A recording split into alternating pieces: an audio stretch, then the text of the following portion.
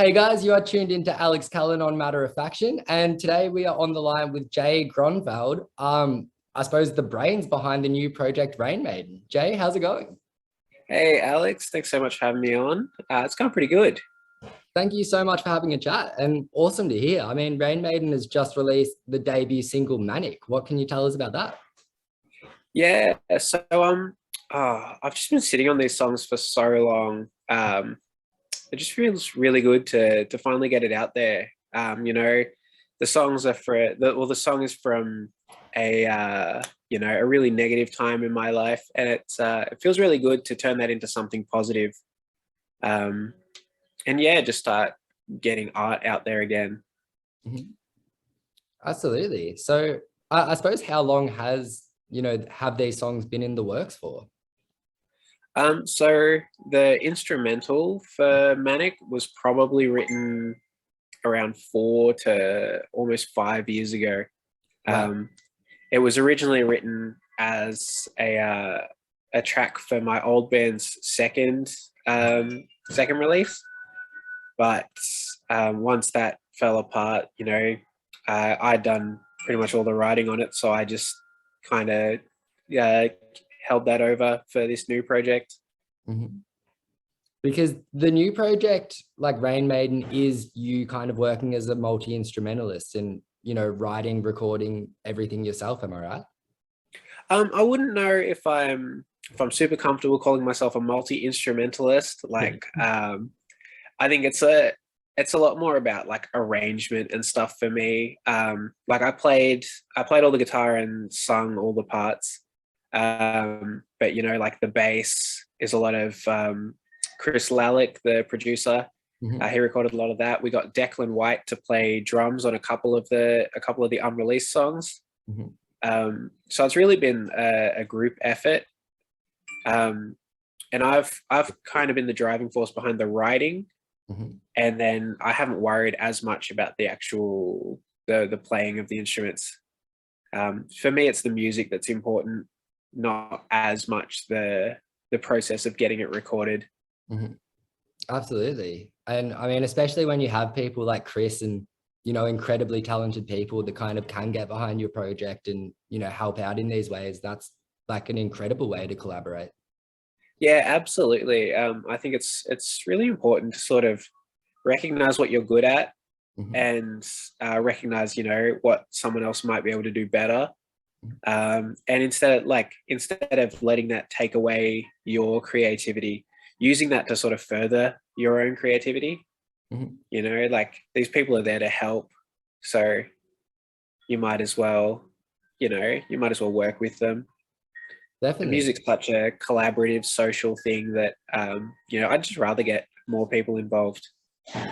Definitely. And, with projects like this as well, I mean, getting on the stage and actually performing it is such a big thing where it can kind of be hard for musicians to find people to kind of get on stage and, play with them because they're doing other projects or things like that. So, by opening up these doors, you never know when people's schedule might free up or if one of their friends' schedules might free up. And, by kind of being in that social side of the scene, you've kind of opened up those opportunities, which is really unique. Yeah, absolutely. It can be so hard to find um, quality members that have the skill set plus the drive plus that want to play the same style of music. Mhm. um, and I've always kind of taken music very seriously. Like if I'm doing a project, it's gonna have I'm gonna be fully behind it. So that drive I find can be very hard to find in other musicians, which is fine. A lot of people they just want to play for fun. They want to have a good time with their mates, and that's I'm not knocking that at all. Mhm. That's a perfectly valid way to play music. It's just not what I'm looking for from music, which makes it a little bit more difficult to find you know other members. Definitely. And, especially when you are putting so much of yourself into these projects, exactly to find people, that share that same vision that you kind of probably previously hadn't even shared with anyone else, can often be kind of difficult. But I Yeah. suppose in terms of kind of what you have been doing with Rain Maiden, as we touched on, Manic has recently been released a couple of weeks ago. And you also kind of touched on a little bit earlier how it was almost born out of quite a negative point in your life. And I know that the song is kind of largely about unhealthy highs and, you know, certain levels of doing bad things when you're not in the right frame of mind, you know, to do those things. So I suppose, was that something that you felt you had to get through and kind of put a full stop to in order to complete writing this song? I think, like everything, it's a work in progress. I'm a lot better than I was when I wrote the song. I'm in a lot much better headspace, and getting on with things. But yeah, like with everything and with everyone, I'm not perfect. I'm never going to be perfect. So I think having it as a reminder, to that sometimes you need to step back and sort of check yourself and make sure that you're not leaning back on old habits when things start to get hard again. Mhm. I think that's very important, and I think that's sort of what the song ended up meaning to me. I suppose, is that, you know, with what you just touched on there, is kind of having it as like a bit of a reminder. Is that a reason why you wanted to put it at the start of the Rain Maiden catalog? Um, I'm gonna be honest with you, there wasn't that much thought that went into it. Yeah. I had a diff. I picked my release order based largely on what I think people were familiar with from me, having been in Harakiri previously. Um, the people around me, I think, were kind of expecting something heavy, and Manic, has those heavy vibes. So I kind of wanted to start with that sort of familiar sound. Sorry, I have no idea what my laptop is doing, but it's making an awful noise. Yeah, no, I wasn't too sure if it was like a call, like if you're on hold for a call or something. Yeah, sorry about that. No, that's fine. One of my apparently one of my internet tabs started making some sound. Um, yeah. Well, So so it wasn't that I wanted this message to be the first thing I put out there, but it was more that this was what I felt was the most familiar. mhm. And there was another heavy track on the that I've got lined up for release later this year that was originally going to be the first song to come out, but I was just having some issues with the video. Like, it wasn't quite at where I wanted it to be at yet. So we kind of swapped the release around so that we had a bit more time to work on that and get it to the point where everyone's happy with it. Mhm. And So so Manic ended up being the debut. And honestly, like, I couldn't be happier with the song, and it being like my first sort of piece of this project. mhm, definitely. And well, I suppose, I mean, within that answer, you kind of gave away two things which I had lined up for future questions. And the first is, you know, is this an indication of more singles or an EP coming out? And you kind of confirmed that. And you also confirmed that it's not the best indication of what may be coming out. So obviously you have the other heavy single for later in the year, but those other songs in between, I mean, where are they finding themselves sonically? Yeah, so it was always my intention with Rain Maiden to approach music differently than I did in the past.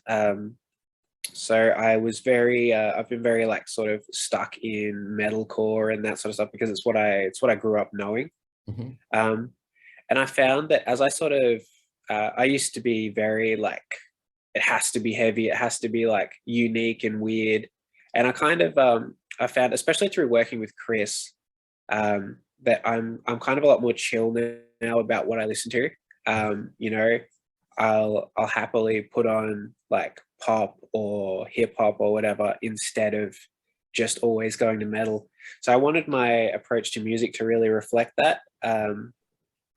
And so I think Rain Maiden is going to take a pretty significant turn towards like softer styles, but I still want to always keep that energy that metal has to it, Definitely. because that energy, especially live, has always been a very important part of music to me. Mhm. And I suppose, well, how has that shaped you as a songwriter? I mean, all of a sudden, kind of thinking about things from a different mindset, or approaching a song where it may be more pop orientated than what you'd previously done.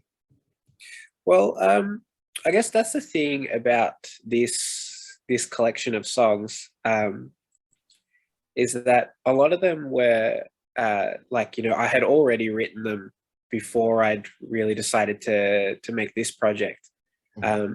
So there was already some natural sort of poppy vibes in there, just from what we were listening to at the time, and the sort of style that I was writing. But it really meant that when we came in to do vocals, because we re-recorded all the vocals, didn't use any old stuff. So when we came to re-record all of the vocals and like polish these songs, we really tried to approach it from more of a pop production standpoint. So we had these songs that have riffs and they have heavy sections, but then they're sort of countered by these much more pop oriented vocals that are, we're really searching for like hooks and things that really like draw people in and get people singing along, that people could listen to whenever, because I find that metal is very like you have to be in your own space to listen to metal. You have to whereas I want this to be something that you can listen to wherever you are. Like you can put it on if you're at work and your co-workers aren't going to be like, oh, turn that off, I just want it to be something that really as many people as possible could really enjoy it without feeling like I'm giving up my own creativity and trying to chase like a trend or anything. But I feel that can be a lot of the time much harder to do, in a sense. I mean, it's easy to make something brutal that's going to fit a mold that, as someone that, as you said, Jay, you've kind of grown up listening to metalcore and nu metal. I mean, what people like within that sound. But to make something accessible that kind of hits the spectrum of listeners and a lot of people from, varying backgrounds, and no matter what genre they're into, they still can find it, relate to that. It's incredibly impressive and, a much harder challenge to take on. Well, thank you. I don't think I'm there yet. It's a journey. But that's why bands like Linkin Park and Paramore and even like Panic at the Disco, like they're not heavy, but they cross that sort of spectrum where even within the heavy community, like people listen to them and there's something there for everyone. And I would one day like to be able to, be counted among those sort of bands that had that crossover potential without losing their individuality. 100%. And, I mean, even with the bands that you mentioned, they're the ones that end up being, the most influential ones. That when people think back of those scenes or genres, they're kind of the bands that come straight to mind. They did do something different that didn't necessarily fit the mold of everyone else within that scene, which is so cool. I mean, I can kind of imagine Rain Maiden playing at Unify and doing something pretty different to everyone else on the lineup, and it really shining for you guys and people really resonating with that. Oh, thank you. That means a lot. And yeah, that's sort of the goal. Like, I want to be able to rock up at Unify one day and then go play, Groove in the Moo or Spilt Milk, a little while after that. And I mean, you can see it even in our scene at the moment. The bands that are really doing something special, bands like Red Hook, Ocean Grove, they're doing that. Even Polaris, they were on Groove in the Moo just recently. Definitely. And they're just doing something special and unique. Quick shout out to Wind Waker in there as well. Like they just dropped their new album, and that's like, yeah, Love Language is huge. Runs the full spectrum. It really does, man. It especially for a debut album that really doesn't try to fit a mold at all. They're kind of exactly what we've touched on with Rain Maiden. Like they're really doing their own thing and it's working. Yeah, and I think having been, kind of close to the guys for a couple of years now, like I learned guitar from Jesse Crofts, and I met the Wind Waker dudes back when they were playing like shitty dive bars at one of their first like Melbourne shows. So to be able to watch them, be so like fiercely unique, and even they used to talk a lot about how when they first moved to Melbourne, the whole scene wanted nothing to do with them because they weren't heavy enough. They had all this pop stuff in there. But now you look at it and there's so many bands trying to do that. And Wind Waker are at the top of their game. They've just released like one of the best debut albums that I can like remember. And it just shows that if you do what you're good at and you stick to it, like it's going to pay off. 100%. You're going to be something special. Yeah, I feel as if it all just comes down to backing yourself in a big sense. And I was lucky enough to have a chat with Will about the release of that Wind Waker album, and he kind of touched on that and how if you are doing something so ambitious, you just really need the confidence in what you're doing. It doesn't matter if you get criticism from the rest of the scene, or if people don't like clean vocals or the pop bits.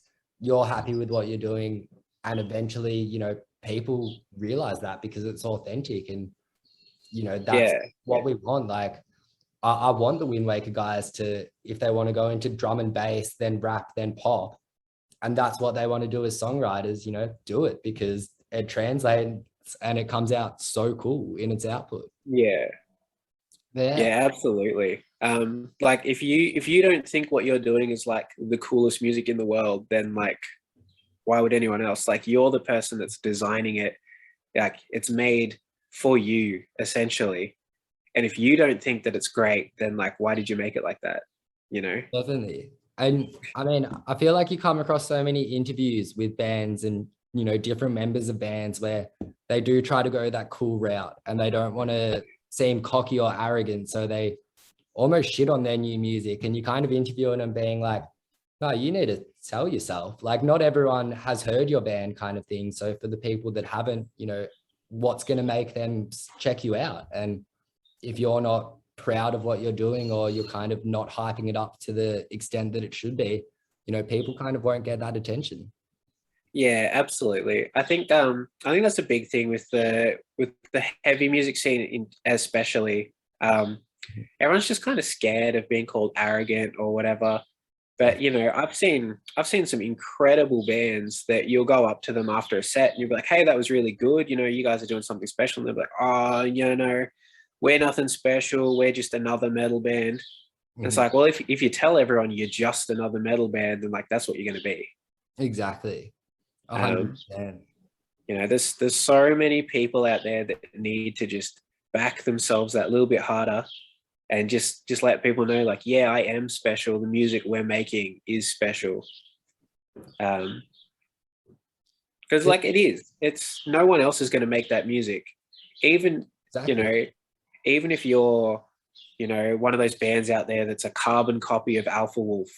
Like I love Alpha Wolf. I don't need 50 of them, but yeah. But even if you're straight up like just trying to make beat down breakdowns like all day long, you're still going to do it in a different way than that band that you're imitating. Definitely. And like so if you back yourself and you lean into the bits that are unique about it, like you can still make something really, really cool and really unique. Like no matter what you're doing, you just gotta like have the confidence and get behind it. And I feel like Alpha was a perfect example where I feel like A Quiet Place to Die, they really did that. I mean, it is a lot of those like beat down breakdowns, but there's certain moments that I don't know, they like utilize like dissonance and certain things like that to just make it such a huge breakdown. And it's like, okay, it's just like a stock standard breakdown, but you've really made it so intricate in the different elements that you've added in as a songwriter, which I guess is why so many people, want to copy them. But if you Absolutely. are the band at the forefront, people are going to be influenced by you. Yeah. So I guess, when it comes back to Rain Maiden, because as you said, you do, want to be one of those acts that transcends genres and, gets quite a wide fan base. So I guess outside of the release of Manic, when can we expect the next single? It's going to be a little while yet. We're sort of spacing the release out to give ourselves a bit more time to just sort of like prepare what's coming next. Yeah, I don't want to be one of those bands that chucks out a whole bunch of singles, then you have to wait another 18 months for new stuff. I'd rather, have a little drip feed of singles for the moment. And if people are vibing that, great. For now it's just about getting some stuff out there, having a bit of a portfolio so that I can actually show people like, hey, this is what we've got out, like we're doing something cool. And I think it'd be at least another month before we got another Rain Maiden single. Mhm. But there's a couple coming, and yeah, I think people are really going to enjoy them. Manic was probably the most normal, like metalcore of all the songs. Okay. Except maybe the other heavy one is a little bit more what people are used to, but I think the other two songs are really going to surprise people and just go somewhere different. That's honestly, that's so exciting to hear because I feel like Rain Maiden is already going somewhere different. Even with like the metalcore sound of Manic, it's still got your own twist on it, Jay, which is really cool. So I suppose I'm keen to see where you go from there. If it's different, like I think it's going to be incredibly unique, and I'm sure it'll be, a pretty incredible track. Well, thank you. I hope you enjoy them when they get here. Definitely. Well, yeah, I've got something to look forward to in that regard, and I'm based down in Victoria, so hopefully the live show will kind of get up and running soon, and we can come to a show. That'd be incredible. Yeah. Once we get this, once we get our live performance tight and ready, Melbourne will definitely be one of our first stops.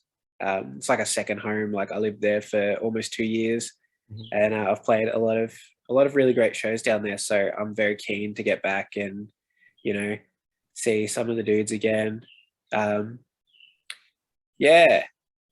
There's just so many of the bands that were just really finding their feet back when I was playing shows have now turned around and they're doing incredible things. Like Some Heard Trouble. Those guys were just really getting their start back when we were playing shows, when I was playing shows with them in Harakiri. And some of the music they've been putting out lately has really just blown me away, and I'm really in love with it. So I'm looking forward to getting back down there and playing more shows with guys like them, who are just doing something different. And Definitely. yeah, just doing something cool. Well, no, it sounds right. And I mean, I was excited about like Rain Maiden coming to Melbourne, but when you mentioned some of these other bands, like, yeah, that's going to be a party. Like that'll be heaps of fun. So yeah, hopefully you can kind of tee up some gigs with some of these groups, because that would be really incredible to see. Yeah, well, hopefully we can get something cool together. Fingers crossed. Beautiful. Well, I suppose until then, fans have Manic, which they can suss out, and definitely keep a close eye on your socials for the next single.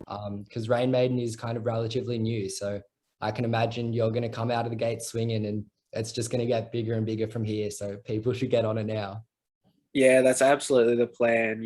Just just make a little bit of a splash. Get make some presence online, and just let people hear what we've been working on. And if they like it, great. If they don't like it, I like it. And at the end of the day, that's what matters to me. Definitely. I just want to be making music that I like and just putting it out there. And I really hope that other people like it, and I reckon they will. But like the response to Manic has been really great so far. I've gotten a lot of really nice messages from a lot of people that I really respect and admire. So yeah, it's been really nice. Well, it is an absolutely massive track, and I know you were weary of being called a multi-instrumentalist, but considering you've done kind of most of the writing and stuff yourself, I mean, it's phenomenal. Like you've really kind of blown me away. So I suppose Thanks for so the much. listeners who may not have heard, we'll kind of wrap up there and then introduce Manic as the first Rain Maiden single. So, hopefully a few listeners jump on it after that. Awesome. Hope so.